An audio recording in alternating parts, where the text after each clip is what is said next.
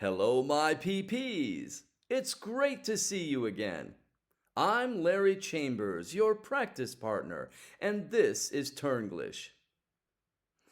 Today we're going to examine a mistake that a lot of Turks make while speaking my weird language. Even high-level English speakers do this. I'm talking about forgetting to use the verb be. Here's an example.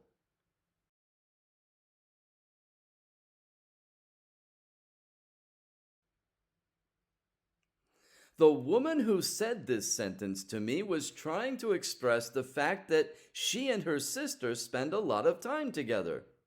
She wanted me to understand that it was very rare for her sister not to be by her side. Indeed, when she said this, her sister was in the same room with us. But she omitted the verb is, a form of be. Here's another example.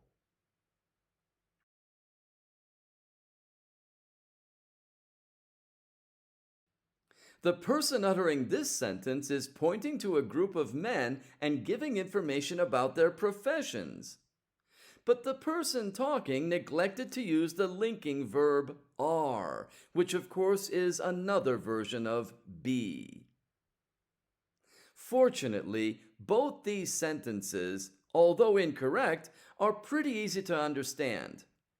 But a native English speaker hearing them would also understand that the person talking was speaking a language that Turks like to call Tarzanca.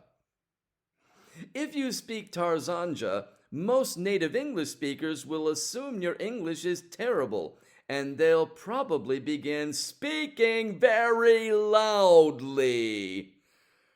This is because, sadly, a common mistake that many Americans and Brits seem to make is believing that foreigners who can't speak English well have hearing disabilities.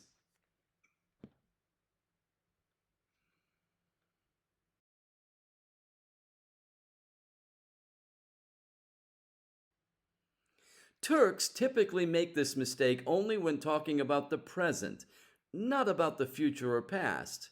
And it's much more common for them to make the mistake when the subject of the sentence is third person, not first or second. This is because they were taught to translate from Turkish to English. One of the many and most fundamental differences between Turkish and English is that in English we link subjects to their complements with the verb be. Turks don't use their version of to be in this way.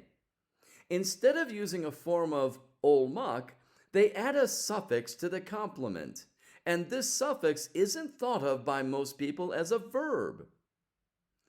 I don't want to get into a lot of detail about grammar, but it will be helpful to review the basics of the Turkish and English copulas.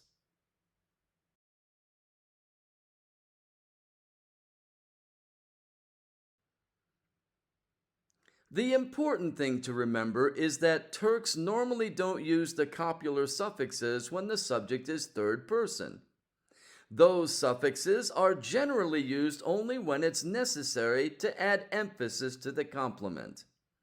Since Turks don't use them in Turkish, they don't translate them when speaking English. In normal circumstances, a Turk would say, "Kız kardeşim her zaman yanımda," instead of "Kız kardeşim her zaman yanımdadır." So when translating, they forget to use the equivalent is for the non-existent dır. Similarly, Turks typically say "O adamlar öğretmen" rather than "O adamlar öğretmenler." So again, the English counterpart to ler, are, gets lost in translation.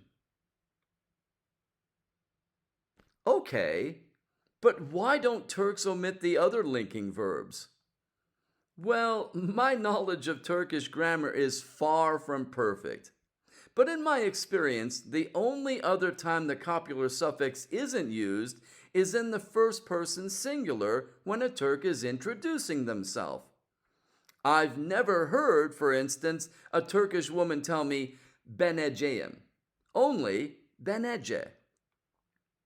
Other than self-introductions, Turks use the copular suffixes for first and second persons, singular and plural, all the time, so they don't forget them while translating. Another possibility for the first person singular suffixes is that they resemble the English equivalent am. When I was learning Turkish, it was much easier for me to remember ben askerim than biz askeriz, sen askersin, or siz askersiniz, because the suffix im resembled the verb am in I am a soldier. By contrast, is, sin, and siniz don't look or sound very much like are, do they?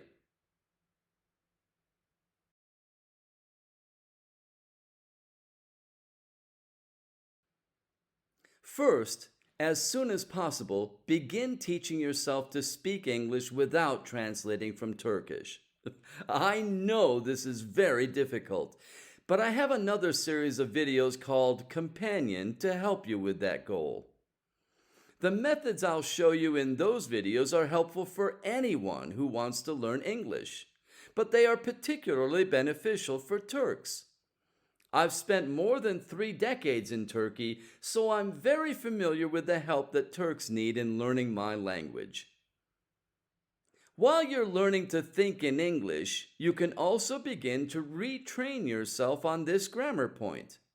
Remember that in English, every sentence must have a verb, and that we use the verb be to connect the subject with its complement, the noun we use to identify that subject, or the adjective we use to describe it. Practice saying sentences in the third person using the linking verbs is and are. Don't think the sentences, don't write them down. You learn to translate by speaking. You can only learn to think in English by practicing speaking without translation. If you have trouble thinking of sentences to say, try walking around your house and describing the objects and people in it. You can say things like, this is a chair. A chair is a piece of furniture. A chair is for sitting on. This chair is blue. It's an armchair. It's very soft and comfortable. These are curtains.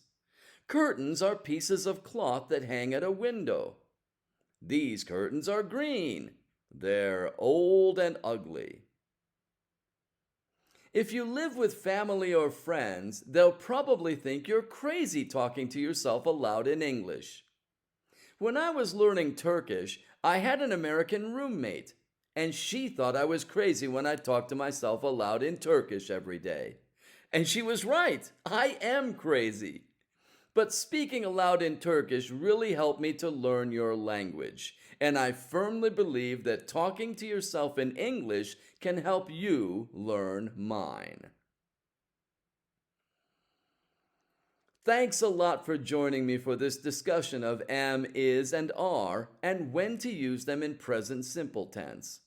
I hope you'll come again next time when we'll review when not to use these verbs. Until then, stay healthy and happy, dudes.